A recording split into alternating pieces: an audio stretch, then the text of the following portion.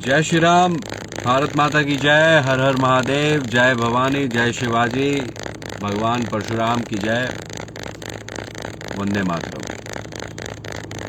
हिमांशु जी, आर्यन जी, हरिहरनाथ, हिंदू विकास दुबे, युवा सम्राट राजेश जी, रवि जी, आप सभी लोग का स्वागत है। गिरधर जी, आप लोग से अनुरोध है कि इस वीडियो को एक बार आप सभी लोग अपने स्तर से और अन्य मित्रों तक, भाइयों तक अवश्य पहुंचाएं। उसके बाद हम अपनी बातों को रखें और आपको और हम अपने आप को पूरे देश भर में समस्त हिंदुत्व का परिचय और प्रचार प्रसार, जो कि आज कहीं ना कहीं कमजोर तरीके से कहीं कॉम्प्रोमाइज दिखता है, और उसे ये भी दिखता है कि हम लोग किस चीजों के लिए लड़ाई लड़ रहे हैं। अपने अस्तित्व और अपने चीजों को बताने के लिए हम सब एक दूसरे के लिए तत्पर रहें और ये आग को कभी बुझने ना दें।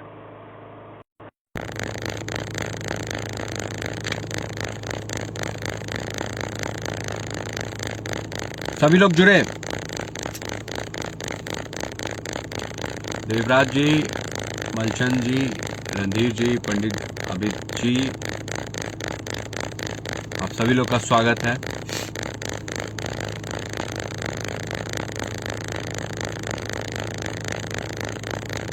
सुशील जी लिख रहे हैं, क्रिया पे प्रतिक्रिया देना चाहिए। हमारे देश की हालत ऐसी है कि सिर्फ क्रियाएं एक तरफ से होती हैं और हिंदू समाज हमेशा डिफेंड करने में रह जाता है। समस्या का जड़ ये नहीं है कि सामने वाला इस तरह से कर रहा है, समस्या का जड़ ये है कि हिंदू समाज सिर्फ डिफेंड कर रहा है, नपुंसक की तरह चुप है।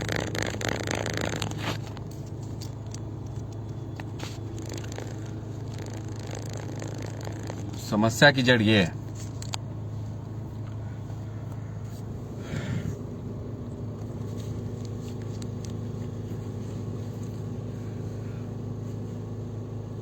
आप सभी को मैं एक राजस्थान का वीडियो दिखाता हूं, जहां पे करौली पार्ट 2 चल रहा है अभी।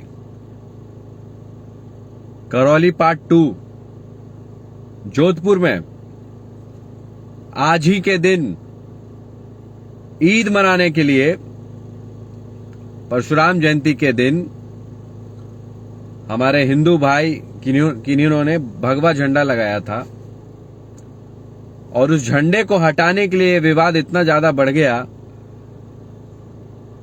कि ईद में नमाज पढ़ने वाले व्यक्ति बिना कुछ सोचे समझे उसे दंगे का प्रारूप दे दिए। अभी तक तो सुना था कि दंगा रामनवमी के दिन होता है, हनुमान जन्मोत्सव के दिन दिल्ली में होता है, जब आप शांति से बैठे हो तब होता है, देश के लिए कानून कोई आता है तब होता है। लेकिन अब इनके पर्व में भी ये दंगा होता है। मैं चाहता हूं कि आपको ये वीडियो दिखाऊं और समझाऊं और ये भी बताऊं कि जब समय बदलता है तो हिंदू समाज कितना कमजोर हो जाता है, और ये एक अपने हिंदू समाज में विभाजन का कारण है।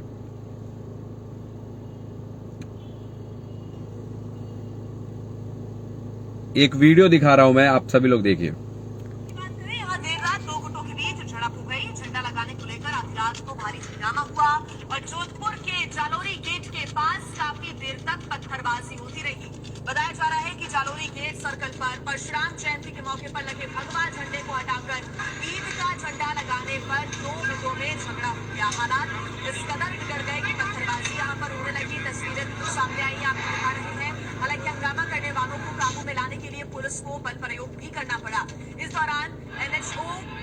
कांस्टेबल और 4 पत्रकार घायल बताए जा रहे हैं। हालातों को देखते हुए भारी संख्या में पुलिस बल की तैनाती की गई है।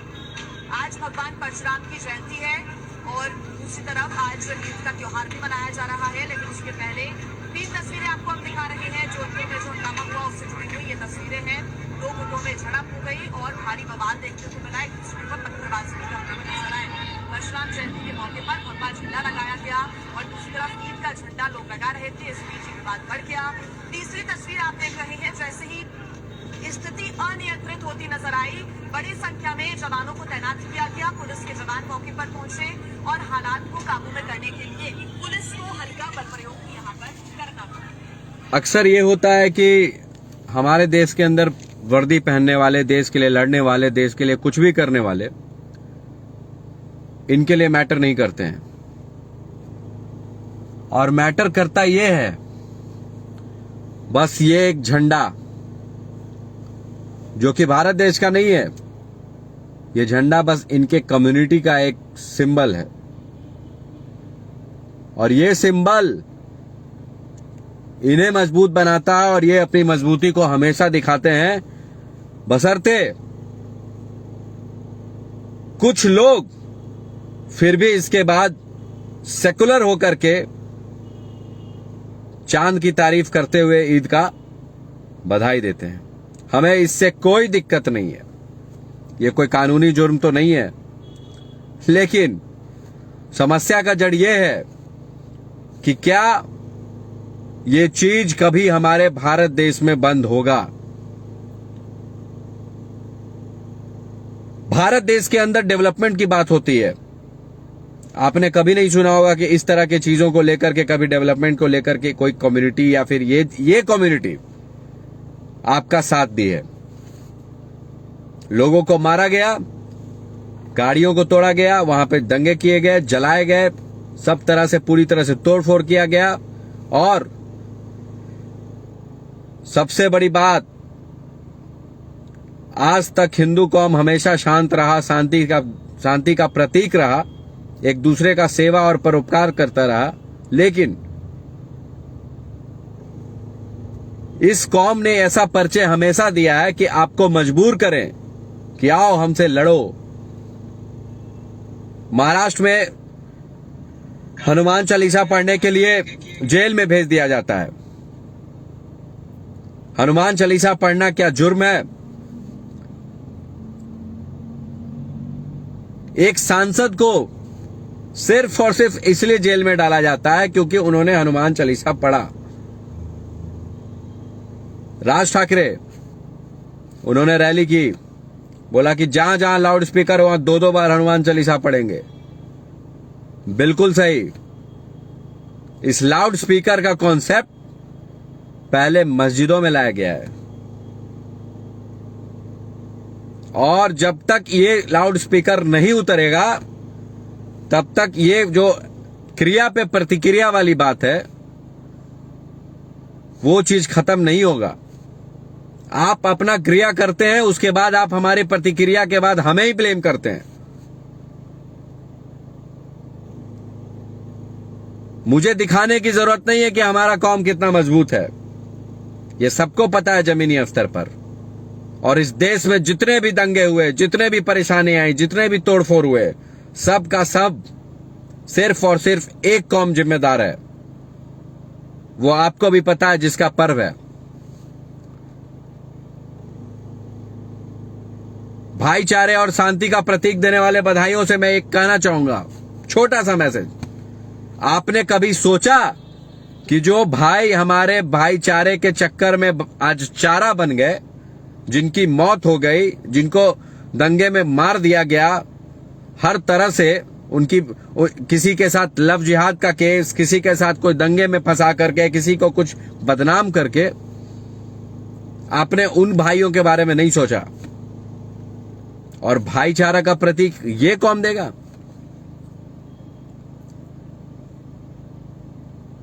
इस देश के अंतर्गत जो भी दुर्दांत आतंकवादी के तरफ बनने का प्रयास करेगा वो सिर्फ और सिर्फ एक कौम होगा। हनुमान चालीसा पढ़ना बिल्कुल जरूरी है,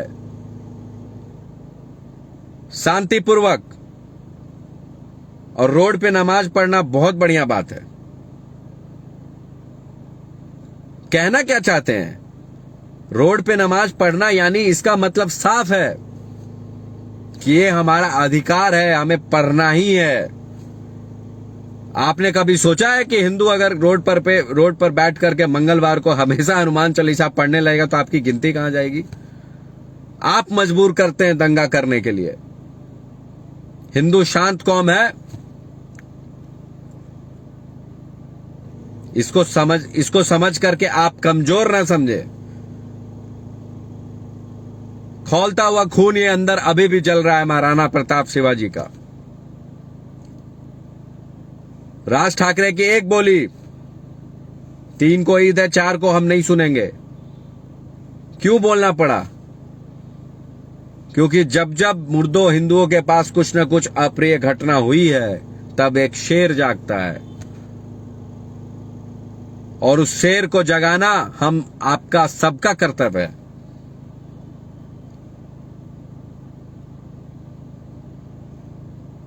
और इस बात का प्रमाण आप लिख लीजिए। इस देश में एक बार नहीं 100 बार बोला हूं, हमेशा हिंदू मुसलमान होगा, हमेशा। इसको कोई नहीं रोक सकता है। किसी भी माई के लाल में दम नहीं है कि यह चीज को रोक सके, क्योंकि इसी देश में 2 विपरीत स्थिति में 2 चीजें काम कर रही है।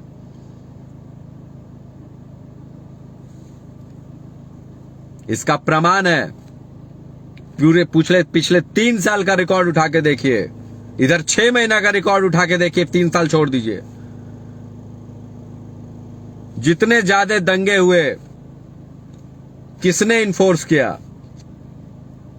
किसने मजबूर किया हिंदुओं को अपनी ताकत दिखाने के लिए? किसने ये दिखाया कि हम कमजोर हैं? कौन ये बता रहा है कि हमने बार बार यही चीज करना है, हमें मेरा हक है? अगर ये आपका हक है इस देश के अंदर, तो इस देश के इतिहास उठा के देखिए। आप जैसे लोग भगोड़े की तरह दुम दबा करके भगाए गए यहां से, और इसका कारण सिर्फ और सिर्फ आप अपने मनसा को यहां कब्जा करने के लिए जो सोचे थे, उसमें नाकामी पाए हैं।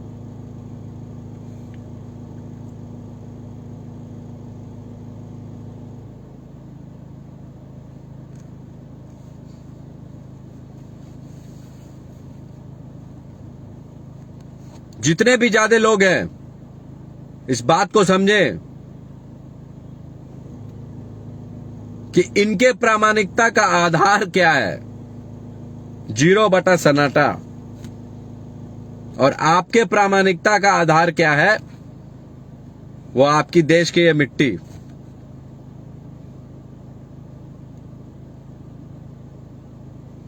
मुझे मालूम है कि एक एक करके धीरे धीरे जहां जहां ये कमी है, वहां वहां लोग जागेंगे। इफ्तार की पार्टी मंदिर में, ये कौन सा भाईचारा? किसी भी सूरत में आज मैं कहता हूं कि सेकुलर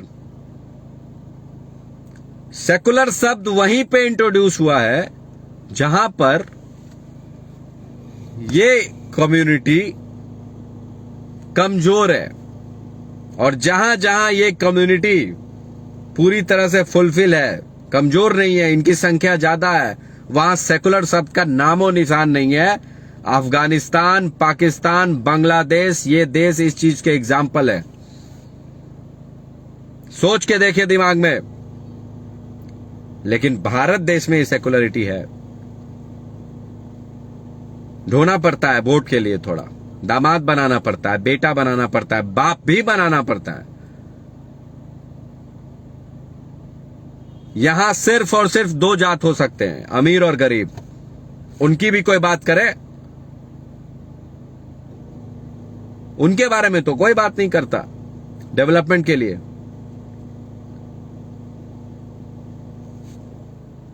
उत्तर प्रदेश में तो दंगे नहीं हो रहे हैं अब। सब कहते हैं योगी जी बहुत एंटी मुस्लिम है। किस मुस्लिम को मौत के घाट उतार दिया गया? किस मुस्लिम का घर छीन लिया गया? वो सिर्फ और सिर्फ अपराधियों का घर छीना गया है, जो उस प्रकार के अविलंब अप्रिय घटना में शामिल पाए गए थे, उनका नहीं जो किसी विशेष जाति धर्म से हैं। इस देश के अंदर जो भी अप्रिय घटनाओं को बढ़ावा देगा उनका नुकसान होना तय है।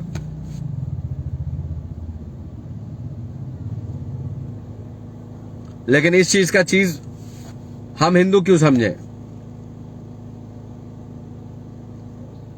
इस पूरे देश का माहौल अभी सिर्फ और सिर्फ हिंदू मुसलमान हो रहा है। आप देख करके सोच करके देखिए, आने वाले समय में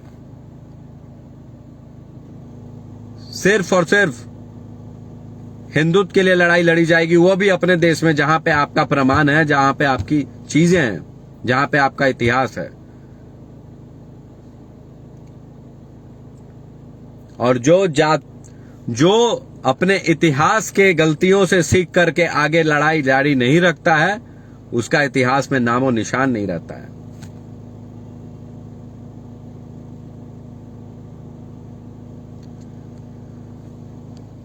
एक छोटा सा संदेश मैं देना चाह रहा था जो आप सभी लोगों को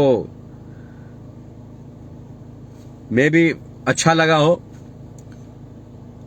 और ये जागरूकता हम लोग पूरे देश में फैलाएंगे। हमारा स्टैंड हिंदुइज्म है, हिंदुत्व है, हिंदुत्व रहेगा।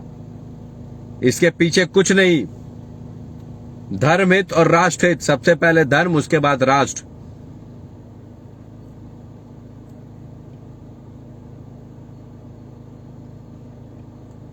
इस बात को समझिए, ये हमारे और आपके प्रामाणिकता का आधार है जो पूरे अंत तक चलेगा।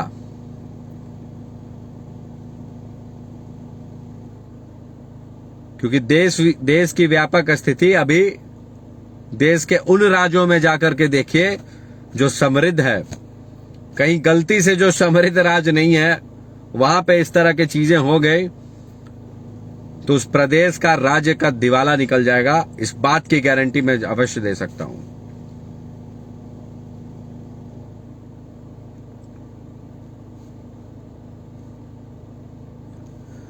बहुत बहुत धन्यवाद आप सभी का।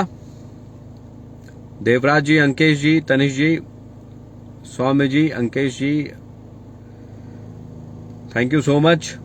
आप लोग इतने देर से जुड़े, और जो चीजें हमने कहना था, जो आज भी कहते हैं, कल भी कहते थे और आगे भी कहते रहेंगे, और सिर्फ आप लोग के साथ के द्वारा ही संभव है। और सभी को अक्षय तृतीया और परशुराम जयंती की हार्दिक शुभकामनाएं। इस तरह का प्रताप, इस तरह की तेजस्वी चीजें अगर आज हमारे अंदर आ जाए और हम सब इस चीजों से सीख लें, तो एक धार्मिक भावना जो आज लोगों के अंदर छूट रही है, वो धीरे धीरे वापस लाने का प्रयास हम लोग कर रहे हैं, और इस चीज को ला करके ही रहेंगे। बहुत बहुत धन्यवाद। जय श्री राम, भारत माता की जय, हर हर महादेव।